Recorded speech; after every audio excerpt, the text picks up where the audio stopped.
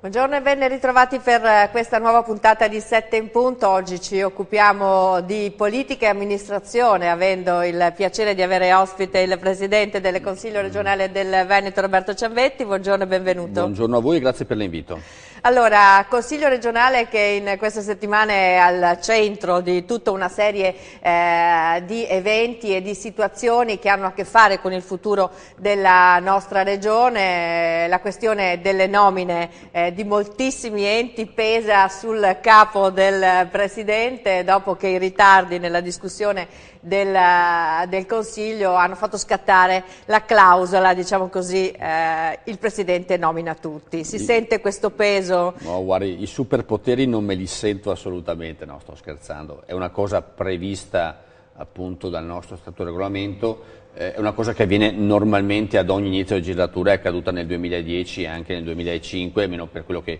ricordo io, e serve appunto comunque a dare un avvio a tutti gli enti che vedono la Regione Veneto partecipare appunto all'attività di queste società, ma soprattutto enti, bracci operativi della Regione. C'è veramente di tutto, dai parchi alla comunicazione a strutture insomma di un certo rilievo, quindi effettivamente si tratta di un impegno abbastanza importante. Sì.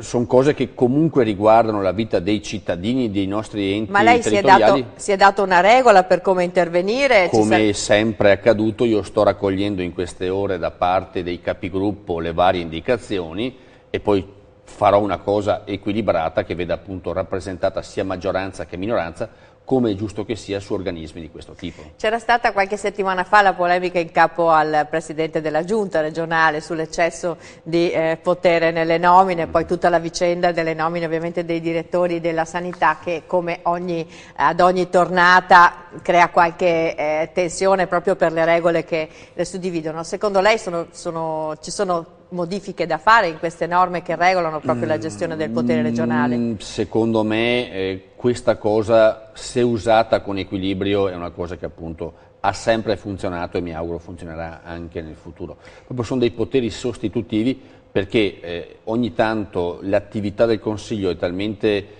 frequente e intensa con provvedimenti anche che hanno carattere d'urgenza che queste cose che prevedono comunque dei riti, dei passaggi, anche delle verifiche in commissione sulla bontà dei candidati, vede comunque poi il momento della nomina che è sempre piuttosto, diciamo così, animato.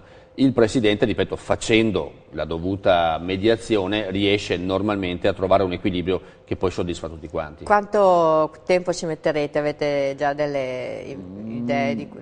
Io penso che tra appunto un paio di giorni dovremo chiudere tutto quanto per poi rendere operativi proprio queste nomine, queste attività, ripeto, collaterali ma anche importanti per la Regione Veneto. È una settimana importante anche per la discussione sul bilancio della Regione Veneto, anche in questo caso si affollano le richieste, ovviamente la prima che viene un po' da tutto il Veneto, lasciando stare le pressioni politiche, è quella di capire se questo bilancio riuscirà a quadrare i conti, prima di tutto, e se sono previste nuove tasse. No, nuove tassazioni non ne sono previste, però rispetto al bilancio dello scorso anno, che conosco abbastanza bene avendo fatto l'assessore fino a qualche mese fa, purtroppo ci è capitata una tegola pesante. Noi quest'anno come Regione paghiamo 41 milioni di euro per gli stipendi dei dipendenti delle province, questo perché Renzi ha tolto i soldi alle province e ha scaricato su di noi il costo dei dipendenti che, vi assicuro, rende il bilancio veramente difficile da poter essere un bilancio che risponde alle esigenze del Veneto. 41 milioni di euro all'anno per il nostro bilancio, ripeto, è un grosso peso che per legge nazionale dobbiamo appunto farcene carico. Stiamo comunque vedendo di salvaguardare al massimo quelle spese sensibili, socialmente sensibili, che in Regione prevedono dei servizi che come Regione diamo dai Veneti ormai da anni, per comunque riuscire, ripeto, almeno alle persone più deboli e più in difficoltà, riuscire a dare una mano come Regione Veneto. Questi dipendenti delle province, numerosi, insomma lei sta facendo riferimento a un capitolo di bilancio piuttosto importante, possono rappresentare un investimento per la Regione oltre che una spesa? Come pensate di impiegare tutto questo nuovo? Queste persone stanno facendo delle funzioni che le province hanno storicamente svolto, con cui la Regione ad esempio non c'entrava nulla, non so, i centri per l'impiego oppure i disabili sensoriali. È una delega storica delle province che il governo ha deciso che non sono funzioni fondamentali delle province e quindi le ha scaricate su di noi. Solo i centri per l'impiego vedono centinaia di persone in Veneto che fanno questo lavoro, i disabili sensoriali, solo questa è una partita che ci porta via 13 milioni di euro di questi 41 milioni appunto destinati ai dipendenti di province. Sono situazioni, ripeto, non valutate in maniera puntuale e precisa, ripeto, da chi ha fatto la legge nazionale e che purtroppo in qualche maniera devono vedere queste persone e questi servizi erogati. Quindi i servizi devono essere non comunque... è che queste persone entrano nelle attività della Regione, rimangono in provincia a svolgere quelle funzioni che già svolgevano in provincia, solo che a differenza di prima che venivano pagate con le tasse provinciali, l'IPT auto, l'accisa sull'elettricità e altro, le province continuano ad avere queste tassazioni che entra ma va nel bilancio nazionale e per i dipendenti paghiamo noi come Regione. Oltre a questo, visto che c'è una grande discussione anche per le paritarie che hanno visto un taglio previsto in bilancio piuttosto considerevole, si è parlato del 25%. Sì, da 41 milioni a 31 milioni di euro. Questa è una partita chiusa o c'è qualche margine di manovra? È una partita che nel che è bilancio... molto accesa in questi giorni, anche all'indomani del Family Day a cui tra l'altro lei ha anche partecipato. Certo, però appunto il problema qual è? Che per pagare questi 41 milioni di euro per i dipendenti di provincia da qualche parte i soldi bisogna prenderli. Questo era uno dei capitoli più capienti che avevamo, sappiamo che è un capitolo sensibile, tra l'altro abbiamo anche integrato tagli nazionali avvenuti qualche anno fa. Io penso che nel bilancio che approveremo nei prossimi giorni la cifra dovrebbe rimanere questa. In assestamento, quando dovremo avere qualche risorsa in più, eventualmente vedremo di rimpinguare questo capitolo. Ecco, forse sarebbe, visto che non ne parliamo tutti i giorni del bilancio della Regione Veneto, il caso di spiegare quali sono le linee fondamentali che guidano questo bilancio, perché sappiamo tutti che le regioni sono state massacrate, il Veneto particolarmente, essendo una delle regioni virtuose, dove c'è virtù ovviamente il massacro fa più danni e questo si sa abbastanza. Diciamo, come riuscite a mettere d'accordo tutti i capitoli di spesa e quali sono le priorità che vi siete dati per intervenire? Il problema è proprio questo, riuscire a far quadrare un bilancio e averlo corretto nei numeri, quindi un saldo che sia in equilibrio con le esigenze che ci sono. Soprattutto il capitolo più grosso di uscita di spesa è naturalmente la sanità, dove per fortuna i soldi che spendiamo sono anche spesi, direi, bene, con un servizio che ci viene riconosciuto a livello europeo come un'eccellenza.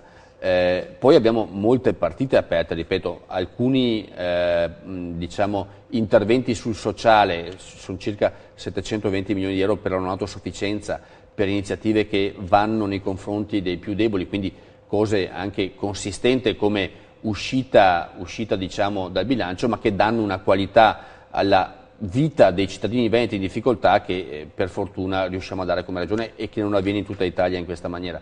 Poi abbiamo altre cose molto particolari, ad esempio gli interventi che stiamo facendo lungo la rete idraulica del Veneto per evitare quello che è avvenuto nel 2010 e che si è ripetuto magari con qualche, per fortuna, problema in meno negli anni successivi. Quindi stiamo mettendo in moto delle cose che sono importantissime, ripeto, per il nostro territorio e che vedono un bilancio, come diceva lei, sempre più taglieggiato dal governo. Come Regione abbiamo dimostrato con i numeri che noi negli ultimi anni abbiamo ridotto le spese in maniera clamorosa, abbiamo ridotto anche l'indebitamento, l'unica realtà a livello nazionale che ha aumentato il proprio bilancio è stato lo Stato, quindi qui c'è qualcosa che non va, perché se gli enti locali tagliano e riescono comunque a gestire e a dare servizi in maniera, per fortuna, almeno in Veneto, di una certa qualità, e lo Stato continua a aumentare il debito, qualcosa non funziona su chi deve risanare i bilanci. Gli argomenti sono tanti e la mente va anche allo scandalo a cui stiamo assistendo, devo dire, ammutoliti della Fitopoli romana. Per esempio c'è la gestione delle risorse dell'amministrazione e anche degli affitti e delle strutture che sono di proprietà delle amministrazioni è assolutamente prioritaria. Per esempio adesso molti pensano che sia più conveniente vendere parte del patrimonio. In questo momento vendere, specialmente un certo tipo di patrimonio, non so quanto semplice sia, anche perché i prezzi degli immobili sono veramente bassi. Non vorrei che la vendita passasse come una svendita di patrimonio pubblico. Quello che è accaduto a Roma è sicuramente clamoroso. Ricordo che abbiamo avuto qualche problemino in Veneto anche noi, qualche anno fa, subito sistemato dalla giunta Zaia appena arrivata, specialmente sugli immobili dell'ULSS veneziana. Però è vero che anche in Veneto la discussione sulle ATER e sul cambiamento della legge sulle ATER in 20 anni, 30 anni non riesce ad andare in porto. Però le ATER hanno un patrimonio destinato esclusivamente a edilizia residenziale pubblica, a famiglie bisognose. Quello che è accaduto a Roma, abbiamo visto partiti con sede appunto nell'edificio comunale che non pagavano mai, situazioni anche in posti di grandissimo pregio, il Colosseo, Fontana di Trevi, i Fori Imperiali, dove 26 euro al mese di affitto mi sembra veramente qualcosa di discutibile. Quindi questo non è patrimonio a edilizia residenziale pubblica, ma è patrimonio del comune che, se messo a regime, come diceva il prefetto Tronca, porterebbe 100 milioni all'anno di introiti al Comune di Roma. E io, che frequentavo la conferenza unificata delle regioni fino appunto allo scorso anno, ogni anno, quando era ora di bilancio, Roma andava a piangere di necessità finanziaria, quando appunto ha un patrimonio non gestito che porterebbe 100 milioni di euro all'anno nelle casse del Comune. Quindi anche i romani devono darsi da fare a migliorare i propri bilanci e a mettere a reddito il patrimonio che hanno. Mi viene in mente un'altra cosa collegata al denaro, che è il petrolio, che se sul mercato internazionale sta calando, diciamo che qui in Veneto comincia a diventare un elemento di preoccupazione, perché nella famosa legge di stabilità c'è una norma che potrebbe prevedere l'avvio delle trivellazioni in Adriatico. Il Veneto ovviamente è molto preoccupato di questo. Sì, anche perché appunto abbiamo iniziato questo confronto con 10 consigli regionali che hanno votato una legge come quella del Veneto per porre dei quesiti referendari. Noi non è che vogliamo andare a referendum a tutti i costi, chiedavamo al governo di rivedere delle norme che tagliano fuori le autonomie locali da qualsiasi decisione sul proprio territorio. E siamo molto preoccupati perché noi le trivellazioni nel sottosuolo del Veneto le abbiamo già viste negli anni 50 e 60, con fenomeni clamorosi di subsidenza nel delta del Po, certo, con cali dai 2,5 metri ai 4 metri. E noi che viviamo per fortuna anche con una grande industria che è quella del turismo, vedere di fronte alle nostre spiagge, che vedono 34 milioni di turisti ogni anno che arrivano, vedere di fronte alle nostre spiagge piattaforme di perforazione o di estrazione, penso che non sia il miglior biglietto da visita da portare appunto a un turista per invogliarlo a venire in Veneto. Quindi siamo preoccupatissimi dal punto di vista ambientale, ma anche dal punto di vista economico per l'industria turistica. Ecco, la partita si gioca sul fatto di chi arriva prima a fare queste trivellazioni, perché o noi o la Croazia sostanzialmente, e quindi... Questo, mi permetto di dire, era un argomento che poteva essere usato, era usato dal governo fino a un mese fa. Esatto, dico, ma noi stiamo parlando con la Croazia, c'è uno scambio, perché un'intesa tra i due potrebbe risolvere un po'... È successo qualcosa di più, è appena stato nominato il nuovo governo a Zagabria, il nuovo governo croato. Nella campagna elettorale il premier che ha vinto ha posto questa questione agli elettori e quindi ha detto: se io vengo eletto le trivellazioni le faccio fermare. Nel discorso di insediamento fatto a fine gennaio lo ha detto in Parlamento, quindi l'obiettivo del nuovo governo croato è fermare le prospezioni, perché non sono ancora diciamo trivellazioni, ma le prospezioni per indagine nel sottosuolo, perché vuole evitare perché ha timore che l'industria turistica croata possa avere un danno da questo, di evitare le perforazioni. Sì, quindi, appunto, che non paghiamo noi, il fatto che il governo comunque non è riuscito a puntare i piedi sulla questione del famoso gasdotto che doveva collegarsi all'Azerbaigian, invece ci va di sopra, e la Libia e tutto quello che sta succedendo per fortuna, in Medio Oriente. a un governo che non ha fatto questa trattativa, ha supplito l'elettorato croato, che ha premiato un governo che invece è contro le trivellazioni. Secondo lei ci sono comunque margini di pressione ulteriore sul governo italiano? Noi ci auguriamo di sì, perché, ripeto, abbiamo iniziato questo percorso a settembre scorso. Chiedevamo di poter modificare la legge. L'ha modificata in senso negativo, quindi togliendo ancora autonomia alle regioni e pensando che la Corte Costituzionale non ammettesse il referendum. Ne ha messo uno sui 6 quesiti che abbiamo posto, su altri 2 stiamo facendo ricorso, perché anche altri 2 secondo noi vanno posti di fronte ai cittadini. Noi chiediamo solo che il governo cambi la legge fatta dal governo Monti e dal governo Renzi, che permettono prospezioni minerarie senza alcun tipo di controllo. A questo a noi non va bene dal punto di vista ambientale, ma soprattutto per la risorsa turistica, che nel Veneto è appunto uno dei maggiori motori e volani di economia che abbiamo. Si aggancia a questo tema di referendario, diciamo, al referendum sull'autonomia del Veneto, ma prima voglio chiederle una cosa: c'è rimasto male come Veneto, come rappresentante politico veneto, della decisione del Senato di dare il via all'allontanamento di Sappada? Allora, le motivazioni di Sappada possono averle anche gli altri 576 comuni del Veneto. Le motivazioni di Sappada sono motivazioni mascherate dal punto di vista culturale, ma prettamente economiche. Non è pensabile e possibile che ogni volta in campagna elettorale qualcuno venga a dirci che toglierà le regioni a statuto speciale, e quando è al governo dà maggiori poteri alle regioni, appunto, e province autonome che ci sono nell'ordinamento italiano. Quindi la disparità che c'è. Anche perché in questo momento, per esempio, il nostro confinante Friuli Venezia Giulia è anche un esponente di punta del PD, quindi è influente sulle politiche. Proprio per questo, specialmente negli ultimi 2 anni e mezzo, abbiamo visto maggiori deleghe e maggiori risorse destinate alle regioni autonome e alle province, appunto, autonome. È una cosa che è evidente, in ogni finanziaria c'è l'articoletto che dà maggiori competenze e soprattutto risorse. Gli ultimi dati apparsi in settimana anche da parte della Ragioneria fanno vedere quant'è l'intervento pubblico nelle regioni speciali e nelle province autonome. Quindi è una cosa che nel terzo millennio non ha più ragione di esistere in questi termini. Comunque si è arenato tutto, a parte la discussione sulla riforma del Senato, le macroregioni, le città metropolitane, sembra essersi tutto incastrato in un paltano che non... Sì, ritorno per un attimo sulle regioni speciali. Io non è che voglio togliere deleghe agli speciali, io vorrei che lo Stato che c'è adesso, lo Stato della specialità che si trova in Friuli e in Trentino Alto Adige, fosse anche possibile per le altre regioni accedere a queste specialità. Lei parlava delle riforme, cosiddette riforme fatte specialmente negli ultimi 2 anni.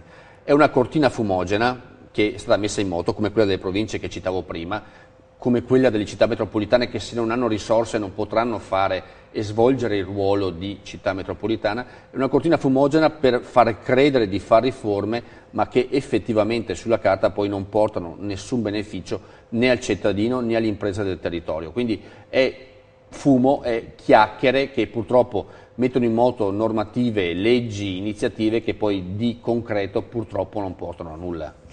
Allora, referendum sull'autonomia del Veneto, autonomia che a questo punto il Veneto vorrebbe anche fiscale. Sono uscite delle indiscrezioni e pare che la settimana prossima ci sarà una svolta su questo capitolo, un incontro al vertice con il governatore Zaia. Infatti è un'uscita che probabilmente è scappata a qualcuno, ma è un lavoro iniziato ancora nello scorso luglio da nostri costituzionalisti, perché rispetto alle sentenze della Corte Costituzionale che hanno detto stop a 2 nostre leggi, quella sul referendum indipendenza e il referendum autonomia, ha lasciato sul referendum autonomia uno spiraglio praticabile. Ricordo che come Veneto avevamo già proposto delle leggi in tal senso nel 2002 e anche nel 98, che erano state cassate in maniera totale. Invece c'è uno spiraglio che in questo momento dei costituzionalisti stanno utilizzando per mettere in moto un nuovo provvedimento che ci permetta di andare a chiedere ai cittadini veneti il grado di autonomia che vogliono per il loro territorio. Quindi è una cosa che è una novità rispetto appunto a 12-13 anni fa, che ci permetterà, ci auguriamo già quest'anno, di andare a chiedere un parere ai cittadini veneti su cosa pensano del loro futuro. Adesso abbiamo una piccola pausa pubblicitaria, poi riprendiamo perché voglio parlare con il Presidente anche di una cosa che sta a lui molto a cuore, su cui il Consiglio è anche impegnato, la giornata del ricordo, ma voglio parlare anche di Azienda Zero, che è un tema che interessa anche ai cittadini. Ci vediamo tra pochi istanti.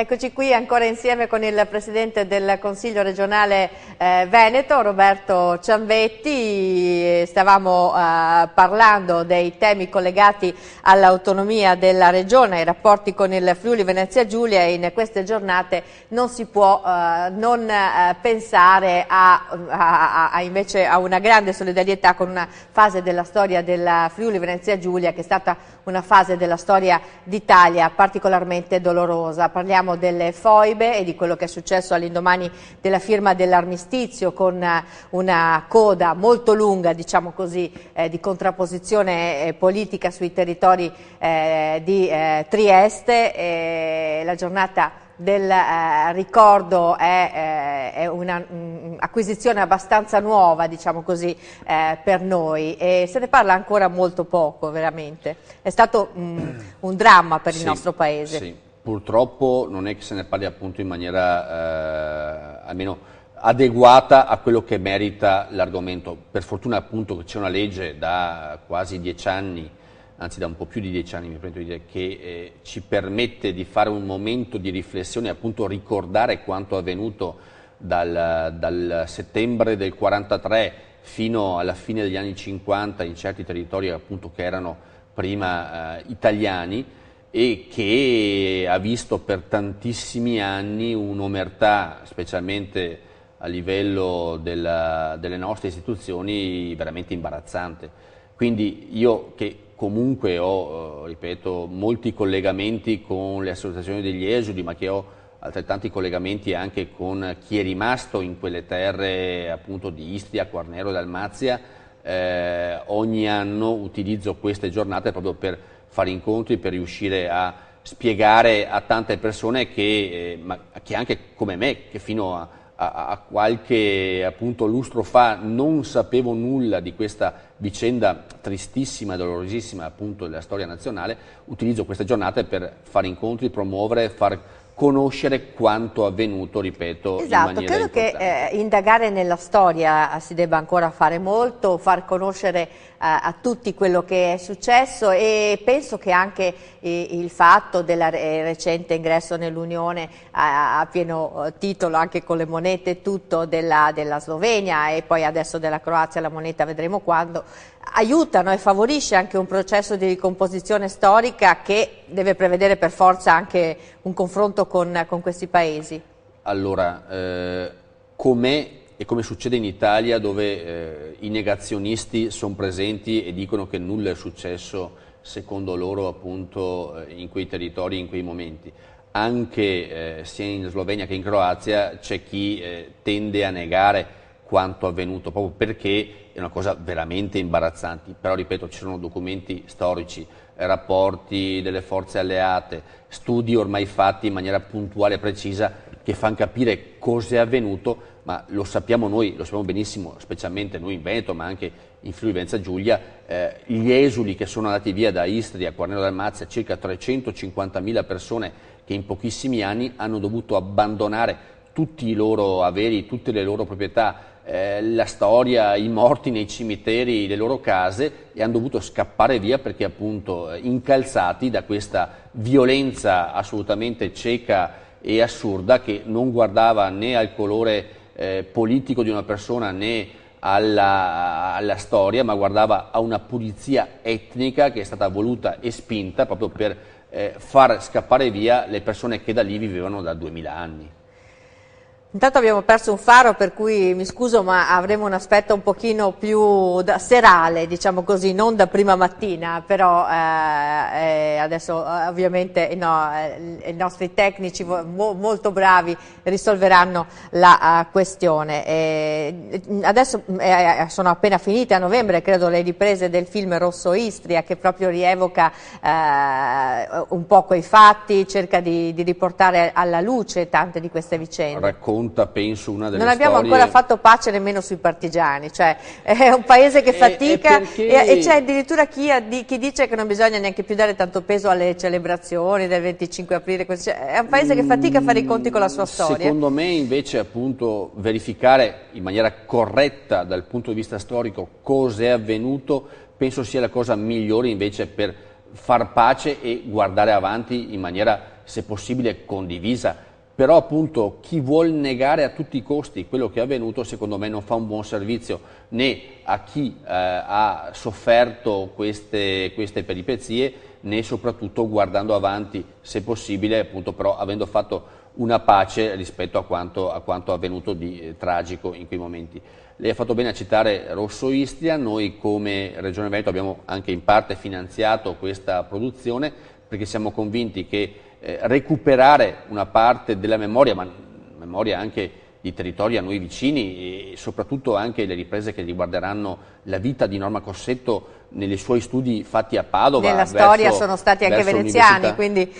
ma anche Norma Cossetto, proprio che la protagonista certo. di questo film ha fatto gli studi appunto, universitari a Padova e quindi ha partecipato anche in quegli anni particolari durante la guerra alle attività che avvenivano qui nel nostro territorio, ma soprattutto recuperare una storia e farla conoscere, storia drammaticissima di una ragazza che non aveva né diciamo storia politica o impegno di chi era figlia sicuramente di un papà che aveva fatto il podestà del paese, però non è che solo perché essere figlia certo. dovevi subire torture, violenze e poi l'infoibamento come è avvenuto appunto per Norma Cossetto. Quindi recuperare questa storia e farla conoscere anche a nuove generazioni secondo me è un'opera che come Regione Veneto abbiamo pensato di sostenere perché proprio va recuperata la correttezza e i fatti di quanto avvenuto in quegli anni. È ovvio che quando si parla della guerra bisogna aprire gli occhi su realtà che non vorremmo vedere.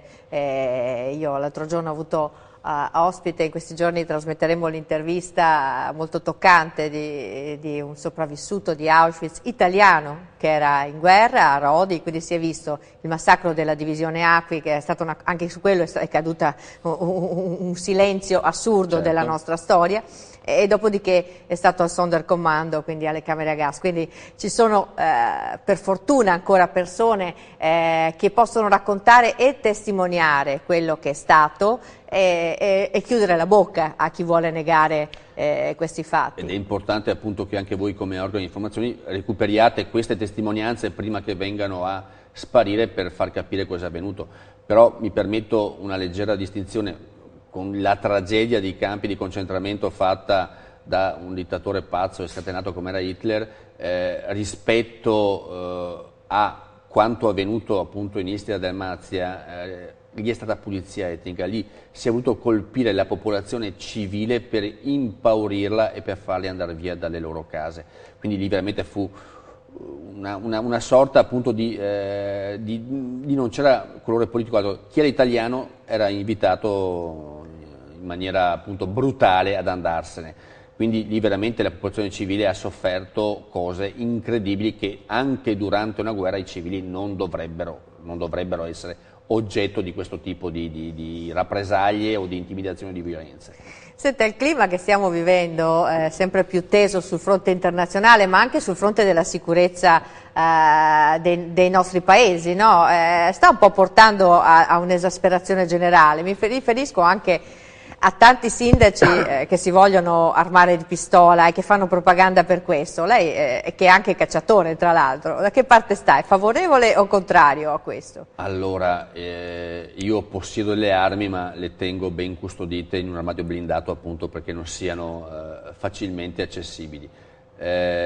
Sicuramente quello che sta avvenendo nei nostri territori, anche perché ci sono veramente bande di predoni organizzati che partono alla sera da oltre confine, sono persone normalmente incensurate che se beccate una volta non hanno alcun tipo di ritorsione, se ne tornano a casa.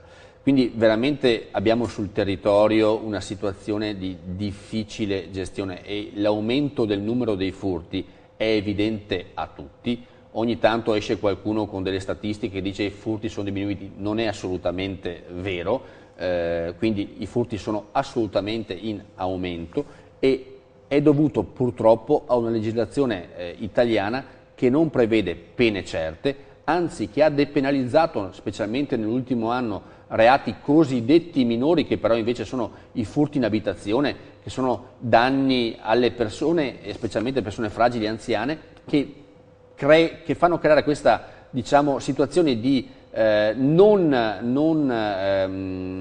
non possibilità di perseguire i delinquenti e di far scattare le pene, quindi demotivazione da parte delle forze dell'ordine, anche da parte della magistratura, ma soprattutto impunità che questi sentono di avere e che permette a questi predoni di frequentare il nostro territorio per fare razzie. Mi sembra di capire che lei giustifica le armi, l'uso delle armi. Se l'arma... Devo chiudere la puntata, quindi una risposta secca. L'arma va utilizzata con buon senso e assolutamente con attenzione. Non può essere una cosa che viene fatta in maniera troppo semplice e troppo facile. Purtroppo la situazione spinge la gente a difendersi da sola. Sì, anche usare un'arma non è proprio la cosa più semplice della anzi. terra, esatto, e purtroppo abbiamo visto in queste settimane anche dei casi molto, molto tristi di un ragazzino che è morto, tra l'altro per un incidente. L'arma è sempre pericolosa e usarla non è facile, non è semplice. Grazie al Presidente Cianvetti di essere stato con noi questa mattina, buon lavoro perché mi sembra che le cose non manchino in queste assolutamente settimane. Non ci annoiamo, assolutamente. E noi ci vediamo tra pochissimo.